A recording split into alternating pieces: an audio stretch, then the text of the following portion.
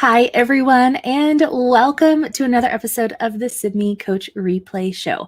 I'm your host, Cory Camp, and I'm extremely excited for today's episode because today we're doing our very first ever teacher edition with one of my favorite teachers. She teaches my middle one, Ella, and I have just so much enjoyed working with her this past year and her colleagues. And I'm excited just to tune in, zone in, zoom in, I guess, to what it is that we as coaches can do to best support teachers. And so we really wanted to have a teacher on the show for Teacher Appreciation Week. We are so thankful for all of our teachers and have them tell us exactly what it is that they want and need from a coach throughout the year, and especially this time of the year. So welcome, Amy. Thank you, Cory. Thank you so much. Right now, it's interesting because we're winding down, but we're still trying to finish up some end of the year things. So I feel like at the beginning of the year, we really honed in on just technical issues. And now it's like, how can I make this end of the year PowerPoint extra special for my kids? Or how can I make a project that I'm doing with my class so that all the family can even see it? And so you've provided so many different outlets, whether it be Flipgrid or just Pear Deck, those types of things that most teachers aren't familiar with. And so that's been something super special for us at my school district, that we've been able to hone in on those specific things, technical things that you've offered to us. Yeah. And I do. I get to, not only are you my child's teacher, but I've also had the unique privilege to be able to work with you and your team as a coach. And you are teaching online. So let's rewind just a little bit and tell folks a little bit about who is Mrs. Mullins. What do you teach? How long have you been teaching? What has this year been like for you? So I've been teaching a long time. Total of 27 years. And I was a special ed teacher in the beginning. And then I moved to high school. I was elementary, middle school, high school. So I've taught all grade levels. All grade levels. Yes, you All have. grade levels. And I came back, I went to the regular classroom because I felt like everything I had as a teacher would support regular ed students just as well as special ed students. So I've been a regular ed teacher probably 14 years. This is the first year we've ever had a pandemic and that we had to go totally online. And so this year I've been teaching online, and I started as a third grade teacher, and then they had to split my time between third grade and second grade. So thank goodness I've already had that experience, because that part is pretty seamless. Technically, that part is what I struggled with. And so this is the first year I've ever had to rely on technology solely to get content across to students. So you have been such a blessing, such a blessing. So thank you, because you are a teacher too, teaching adult teachers. And I just feel like with your help, I've been able to really come across as this is my regular classroom. And I hope the kids and students have felt that they were in my room, even if it was in a screen. So, right. Yeah. And that's been a lot of what we've focused on pretty much the whole year. So we started working together in, October of this school year, and it was highly technical. It was very much we're struggling a little bit teaching through the technology. Are there better, more seamless ways to do this? Focused on engagement, of course, as everyone has been this year who's been teaching remotely or in hybrid instruction. And so, I think my approach in the beginning was to hear what all was happening in your classroom and to be able to start to understand a little bit of what your in-person teaching preferences were as teachers, and then start to talk about how the technology can help you find some of that anchor in some of what you've known before, but do that, more online. So we've explored some different tools. We've kind of hung on to some tools that had a bigger bang for your buck. And at this time of year, just like you said, this time of year, we're kind of stretching out just a little bit and trying a couple of new tools or some bigger, impact, like project-based learning types of supports for students, getting them to record video and share that through things like Flipgrid or Padlet. And so that's been really exciting is as we're kind of rounding out the year. And then we've also been having some conversations about, what this will look like as we take this into next school year, where hopefully we'll be back and fully in person. I sure hope so. Yeah, I sure hope so too. Who knows what this summer will bring, but that is the hope. We've been hanging on to that hope for over 12 months now, but I think it's finally almost here. So thinking about our experience, and you and I have done some one-on-one coaching sessions, as well as some team across so in our district, the online teachers, there's typically one per grade level. Now, right now you're split because numbers changed at the semester, but so each teacher had a different grade level, but they were kind of the teacher for first, second, third, sixth grade, all the way. Right. So what's been most valuable about that? And what would you say for other coaches out there that they might do to support, let's say, teacher collaboration, as well as that one-on-one? Absolutely. So I think when we came to you as individual teachers with our issues or our wants, I need this type of tool to help me record just a read aloud. And you said, okay, let's try a couple things. And then you allowed us to help our colleagues. Someone else was really good at Pear Deck, and you met with them individually, but then they allowed time to help us learn that and show us it's not that hard. You can do it. And I think one-on-one sessions are great because we have specific questions with what tools or what needs we have. And then during our coaching meetings with everybody, with our whole team, K6, which is crazy to think about, we divided up into groups. And so our building is a K3 building, and then they have a 4 through 6 building. And just within that coaching time, you allowed us to talk about what we needed. And you said, hey, Mariah, or, so-and-so has done Pear Deck. Let's see her Pear Deck. So you showed by example. I could text you or email you or Voxer you and say, I'm having trouble with this issue. I really need to get this Pear Deck finished. How do I make it a writable slide? And you got right back to us. And I think coaching is more than just, this is how you do it, but you showed us, which, most teachers do learn by doing and watching. Visual. We're so visual. And so I think you did a great job. And it's so hard to stress how important that time was, and that you were willing to do early morning or late evening because you're working around your schedule and your kids as well. And so I feel like it wasn't just you telling us, you worked with us. You were our partner right alongside us. And some teachers have a hard time with letting go of that control of their classroom. And you were seamless. And I feel like some of the teachers in our cohort, you were able to break through that. Some of us aren't that way, but some of us are. And I think that's important to know, because as a coach, you want to be able to break through those teachers that just can't let go or think, I can't do this technology. And you did such a great job at that. And I know my team partner and we worked really closely together, and we taught each other too. And so we had our own little coaching sessions. She was really good at something, Screencastify. So she taught me that. And then I taught her and the kids Pear Deck. And so she learned right alongside the kids, and we were cracking up because she said, now, wait a minute, Mrs. Mullins. And the kids were like, you don't know that? I'm like, listen, girls, I'm teaching her too. And so that opened up how learning is just continuous for the kids. And so you did a great job. I think this year we really would have struggled the team would have struggled had we not had you helping us. Absolutely.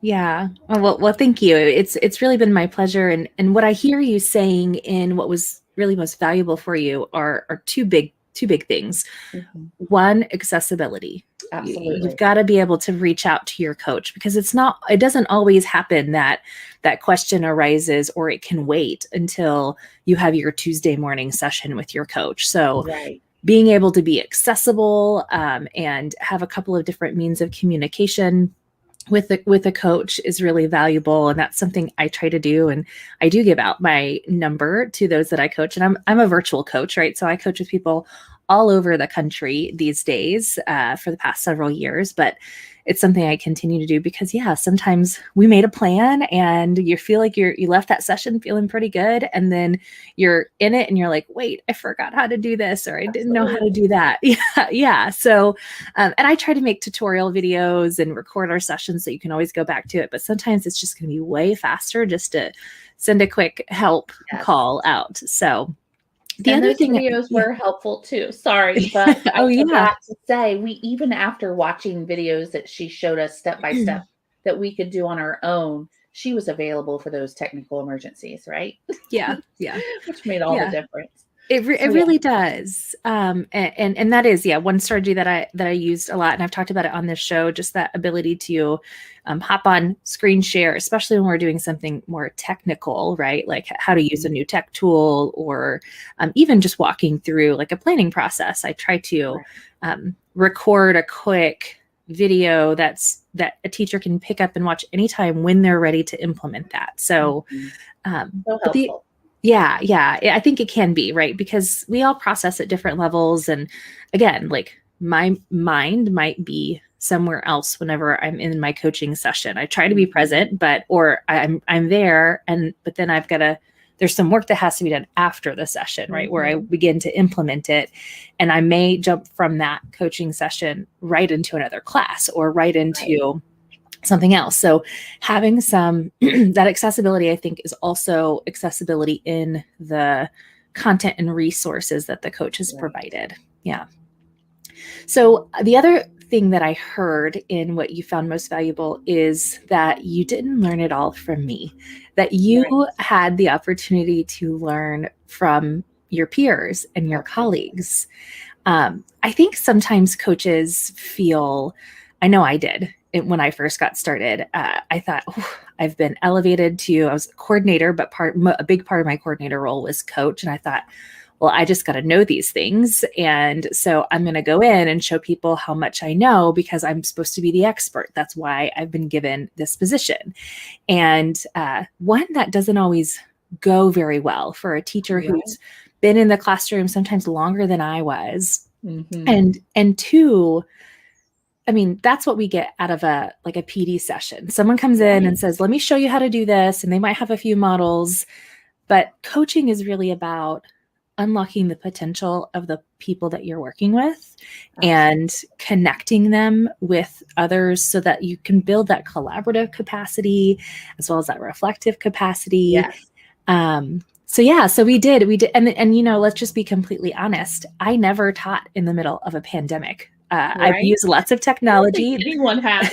Yeah, nobody's done. We were all new to this, and there are some tools out there that are newer. They weren't around when I was in the classroom, or I haven't got to use them, and some that just popped up this year as a Right. result of some needs in the pandemic classroom. And so I needed to lean on a few of the team members because they took things and ran with it, and I wanted to highlight what they were doing, as well as I think it's easier to not just hear that it's possible and see a couple of like mock examples, but actually getting Right. to see the real thing. So, and we used video for that. I think that Yes, we that did. was, We what did. do you think about the use of video? Now, let me just tell the audience how we use video. So we use video like screen shares showing like, here's how I did this. We had one of the teachers, she was a big fan of boom cards and introduced that to the team. And so she recorded a screenshot of, a screen share of, here's how I set up my boom card account, and here's how you then find boom cards, and then this is the dashboard, just a kind of a quick info session about it. But then later on she recorded using that. You all recorded a segment of one of your lessons and shared that with the group to share. I recorded on the student side, since I have some students of the teachers. Yeah. What does it look like, for a kindergartner doing her boom card? So how was video? How was that in your coaching experience? Right. So I love the fact that you brought this to everybody's attention, because I feel like a lot of times, the young new teachers have to videotape themselves. Some of us have Mm-hmm. never done that. I did. I went through national board, so I feel like a video, instead of being intimidated by it, it teaches and you can be reflective. But a lot of teachers are intimidated, and so after getting over that hump, it wasn't about us and what we were doing wrong. It was about, what are the kids doing? What does it look like on a kid's screen? Like, Mm-hmm.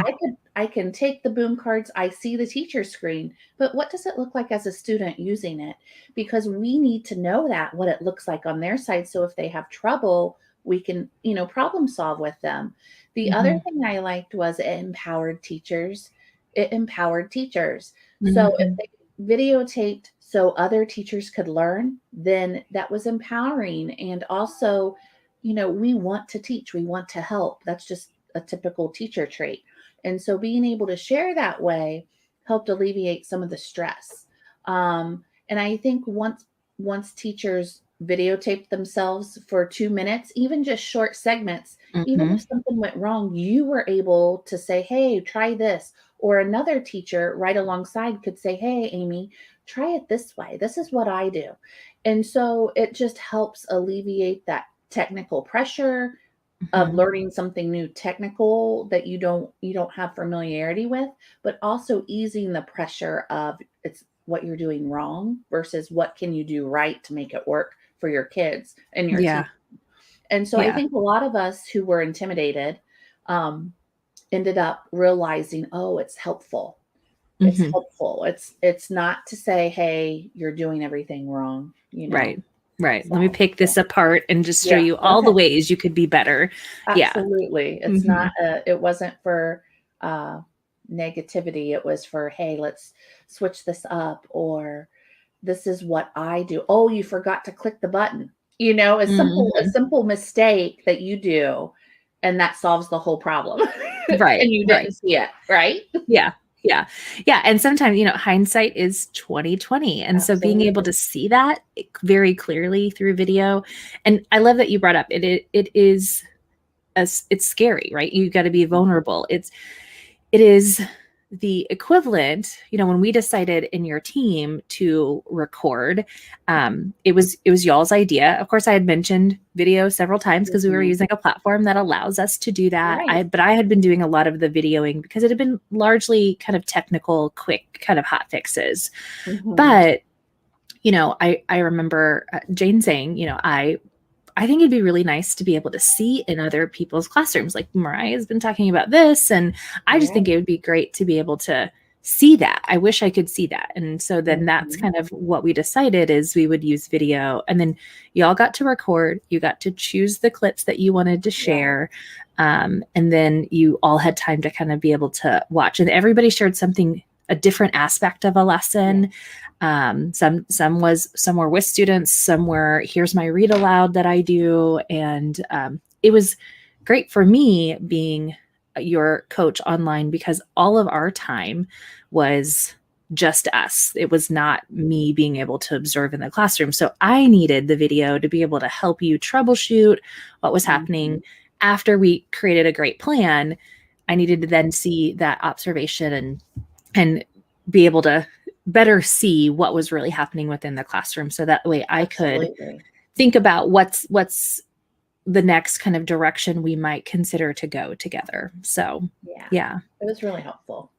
Yeah, well, I'm excited about that, and I just love getting to see into the classroom. But I think there's a couple of important things when coaches use video with teachers, and you stated that like it needs to be something that is helpful, that helps them reflect, that it's not don't ask me to share a video with you and then you tell me all the ways that I could have done better, but really being able to highlight and celebrate a little bit within that, and then also provide some great feedback. Absolutely. Amy, when you've worked with coaches, when you receive feedback, let's say they observe a lesson and then you sit down to talk about how that lesson went, what has been most helpful for you in the coaching that you've experienced in your years in the classroom? What's the best way that a coach has done that for you? Sure. Lots of times your administrator comes in to observe you, right? And no matter how many years you've been teaching, you still get that nervous feeling. So when you're working with a coach, I think it's really good to have a coach say, listen, I'm right alongside you. I know what worked in my classroom, but there's always different things that happen. So I'll just problem solve with you. Stating up front that I'm here to help you. I'm coaching you right alongside you, and not telling you. It's not that, like you said, oh, some teachers have been teaching longer than I've been a coach, and so, or longer in the classroom. And so I think it's important to be gentle with your words, but also be positive in the fact that, oh, I think kids would, that might be a tricky, Amy, just move your camera a little bit. And then that might give a better view for the students at home. I mean, just being gentle with the way you approach something that maybe a teacher is having difficulty with versus you've done it wrong. It's almost like teaching the second or third grader how to do something without them realizing you're giving them that feedback that they desperately need. Right. And so I think you did a really good job of doing that. Some people don't mind the direct feedback. And I think as a coach, just like as a teacher, you have to make sure you're paying attention to the person you're working with, obviously, but always providing feedback in a way that they're going to hear it as feedback to make it better for the kids versus what they did wrong. Yeah. Yeah. And,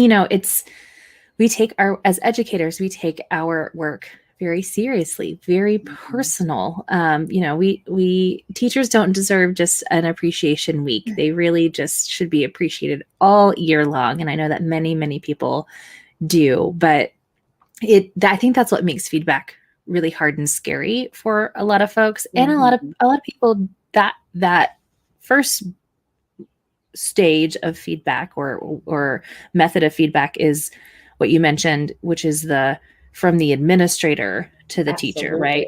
That's more evaluative and that's higher stakes. And that's a different kind of feedback. So I think it's important that I love that you said that a coach kind of states how it's different, states that stance in there, that I'm here alongside you. And, I have some experience, but my experiences may not be the best next step for you in your classroom. So let's problem solve together. So I love that. Well, Amy, I want to thank you so much for taking time with me today to just share a little bit about your coaching experience and what's worked for you. And I want to invite our audience, if you've got more questions that we could ask the teachers that we know about coaching, or ideas or things that have resonated with you, put them in the comments below. But Amy, I appreciate you so much. I appreciate you. This year would have been totally different, Cory, if you weren't right there by my side helping. And I know my team feels that same way. So thank you. You too. Thank you so much. Thank you. Well, it really is an honor and a privilege to be able to be let in as a coach to teachers' worlds. It's not just your classroom you let us in. You really let us into your lives, and we get to know you at personal levels as well as professional levels. And so that truly is an honor. But I'm just so thankful that my Ella has you and Jane as teachers. And so thank you so much for all that Thank you do. I know you. you've got a busy day, so we'll let you go, but I want to tell our audience to go hug or high five or air five a teacher today. If you haven't done it, it's Friday, so it's the last one for if you're celebrating Teacher Appreciation Week. But don't wait for this week to roll around every year. Appreciate your teachers anytime. Absolutely. Yeah, and tune in next week for another episode of the Sibme Coach Replay Show. Thanks for joining, y'all. Bye.